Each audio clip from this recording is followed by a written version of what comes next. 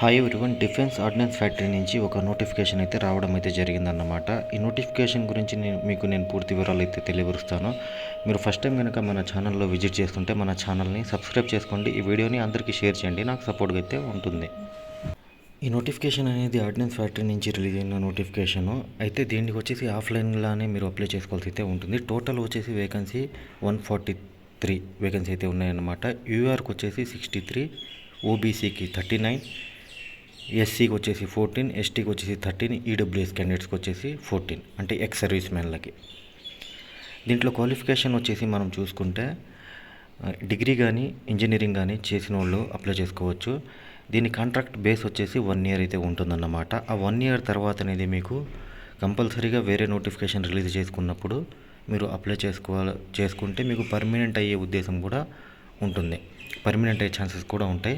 ఇంకోటి ఏంటంటే దీంట్లో మీకు స్టే ఫండ్ అనేది ఇస్తారన్నమాట, 9,000 అనేది ఫస్ట్. ఒకవేళ మీకు పర్మనెంట్ అయిపోతే వాళ్ళనేది డిఫెన్స్ పర్సెంట్ లాగే సేమ్ పే స్కేల్తో అనేది ఈ జాబ్స్కి అనేది పే స్కేల్ లెవెల్ అయితే ఉంటుంది. దీనికి వచ్చేసి ఏజ్ రిలాక్సేషన్ అయితే ఉంది. ఎస్సీ ఎస్టీకి వచ్చేసి 5 ఇయర్స్ అయితే ఉంటుందన్నమాట. ఓబీసీకి అయితే 3 ఇయర్స్ అయితే ఉంటుంది. ఎక్స్ సర్వీస్ మెన్కి అయితే 3 ఇయర్స్ అయితే ఉంటుంది. అంటే రిటైర్ అయిన కాడి నుంచి 3 ఇయర్స్ వరకు అప్లై చేసుకోవచ్చు అయితే ఉంటుంది. ఈ అప్లికేషన్ వచ్చేసి ఓన్లీ ఆఫ్లైన్లోనే మీరు అప్లై చేసుకోవాల్సి అయితే ఉంటుంది.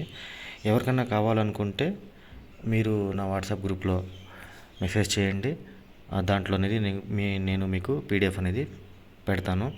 ఇది వచ్చేసి ఫామ్ అనేది ఫిల్ చేసి మీరు పోస్ట్ చేయాల్సి అయితే ఉంటుంది. లాస్ట్ డేట్ వచ్చేసి 5 జూలై 2025 వరకు మీరు అప్లై చేసుకోవాల్సి అయితే ఉంటుందన్నమాట. ఫామ్ అన్నమాట. ఈ ఫామ్ని అయితే మీరు ఫిల్ చేసి పంపాల్సి అయితే ఉంటుంది. మీ ఫోటో అయితే పెట్టాల్సి అయితే ఉంటుందన్నమాట. ఆ తర్వాత బ్లాక్ లెటర్స్లో అనేది మీ 10th క్లాస్ మార్క్ షీట్లో ఎలా ఉంటుందో పేరు అనేది రాయాలి క్యాపిటల్ లెటర్స్లో. మీ ఫాదర్ నేమ్ కానీ మదర్ నేమ్ కానీ రాయాలి. లేదు మ్యారీడ్ క్యాండిడేట్లు ఉంటే మీ హస్బెండ్ పేరు కూడా రావచ్చు. మెయిల్ అండ్ ఫీమేల్ ఇద్దరు కూడా అప్లై చేసుకోవచ్చు కాబట్టి ఈ నోటిఫికేషన్కి ఎటువంటి ప్రాబ్లం అయితే ఉండదు.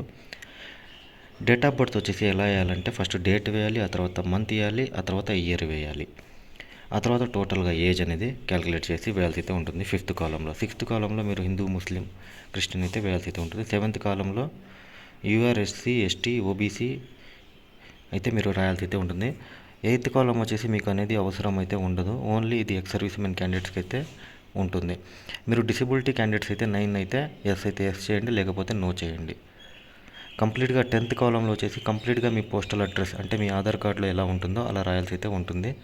11 వచ్చేసి మీ మొబైల్ నెంబర్ అయితే వేయండి, ఆ తర్వాత మీ సెకండ్ మొబైల్ నెంబర్ కూడా వేయండి. 12th కాలంలో వచ్చేసి మీ మెయిల్ ఐడి బ్లాక్ లెటర్స్లో రాయాల్సి అయితే ఉంటుంది. 13 వచ్చేసి మీరు ఐడెంటిటీ అయితే వేయాల్సి అయితే ఉంటుంది. 2 ఐడెంటిటీలు అయితే రాయాల్సి అయితే ఉంటుంది. కింద వచ్చేసి మీ సిగ్నేచర్ చేయండి. ఆ తర్వాత అనేది దీంట్లో ఉన్న అడ్రస్కి అనేది మీరు పంపించేసేయండి, ఎటువంటి ప్రాబ్లం ఉండదు. మీకు కాల్ లెటర్ అనేది వాళ్ళు రిటర్న్ అయితే మీకు ఫీడ్బ్యాక్ అయితే ఇవ్వడం అయితే జరుగుతుంది. ఈ వీడియోని అందరికీ షేర్ చేయండి. నెక్స్ట్ వీడియోలో మళ్ళీ కలుస్తాను. జై హింద్.